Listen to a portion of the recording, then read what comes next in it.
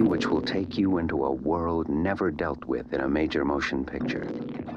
A father searches for his missing daughter, only to find she has been used in a sordid and shocking way.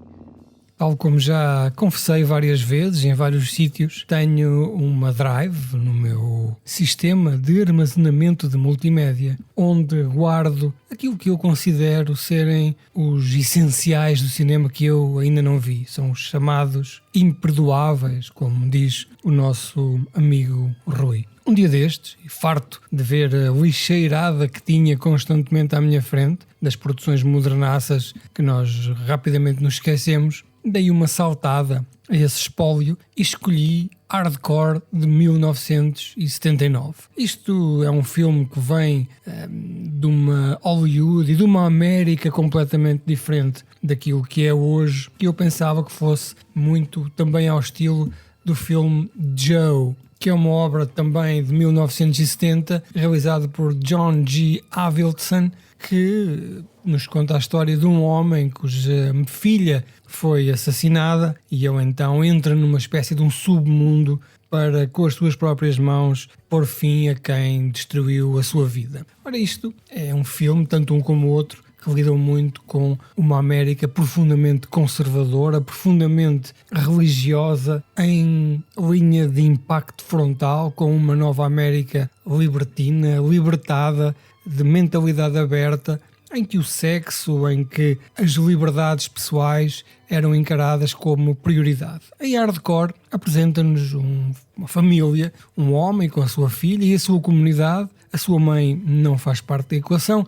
é-nos dito que talvez tenha falecido, pode ser que ele seja ou não viúvo, mas acontece que a sua filhinha perfeita, que está enquadrada quase como uma peça de um Tetris naquela comunidade religiosa, que vai à missa e que reza antes das refeições,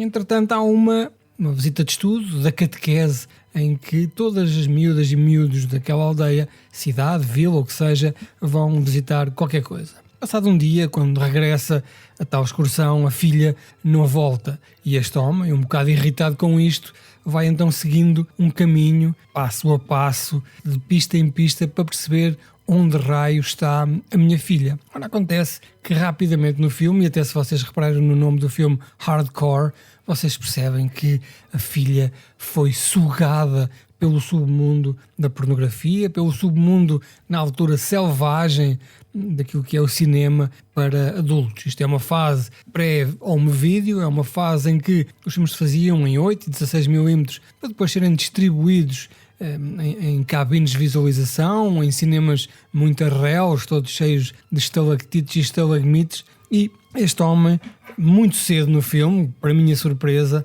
é então metido, infiltrado neste submundo à procura da sua filha. Então ele vai de género em género, de tendência em tendência à procura da sua filha, e nós também com ele somos mergulhados, somos sugados para aquele submundo. Acontece que este homem sofre uma transformação e aos poucos, também porque se apercebe da realidade, transforma-se num obsessivo que quer a todo custo encontrar a sua filha, desde disfarçar-se de um agente deste tipo de cinema, a vestir-se com roupas de pimp, não é? De chulo. O homem tudo faz para encontrar a sua filha e depois no fim encontra, e eu não quero contar o fim, não vos quero tirar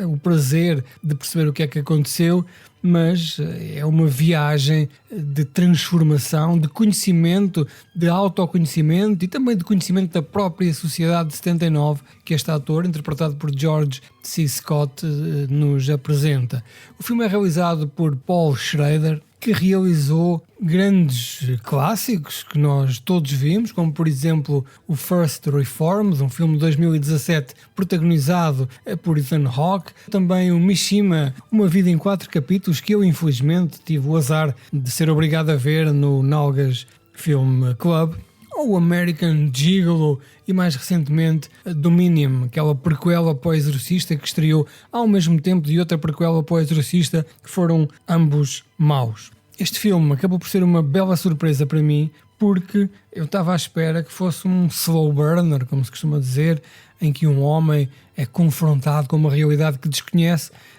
e a sua viagem fosse mais lenta e ele só no final então é que chegava a esta conclusão, que é aliás o que o póster, a conclusão que o póster nos faz chegar. Acontece que não, acontece que muito rapidamente o filme entra em velocidade de cruzeiro e nunca para, com quadro após quadro após quadro, para nos explicar que tipo de maldade está a acontecer, que tipo de pântano de vício e pântano de pecado é que nos vamos enterrando, sendo que, claro, isto é sempre visto pelo seu olhar e aquilo que inicialmente começa por ser pecado, começa por ser coisas nocivas para a sociedade, acabam por ganhar muita normalidade, mesmo para ele, que aos poucos também se vê envolvido com um conjunto de pessoas que à primeira vista podem parecer cúmplices do mal e que ele depois se vai habituando e vai até começando a gostar dessas pessoas. É um filme curto, um filme que demora, sei lá, 1h30, 1h40, um filme que se vê muito bem e é incrivelmente moderno para aquilo que nós estamos habituados e que o nosso preconceito nos diz, daquilo que são filmes de 79. É um filme muito aberto, é mais um exemplo que eu vos tenho vindo a falar de que se vocês forem ver, vocês vão perceber o que é que o cinema tem perdido, como é que o cinema está cada vez mais normalizado e pálido, não é? Em relação à cor que teve em tempos, e como é que o cinema está púdico e como é que o cinema se afasta cada vez mais daquilo que são as características naturais do ser humano, não é? Que é a energia sexual, o tal pecado, que aos olhos da sociedade por vezes pode não fazer sentido, mas que em algumas situações é um estilo de vida para muita gente. Por isso eu peço-vos que deem uma vista de olhos a Hardcore, de Paul Schrader, de 79,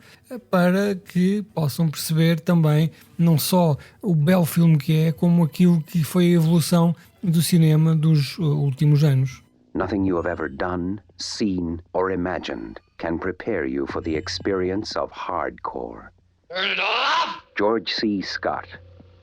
Hardcore.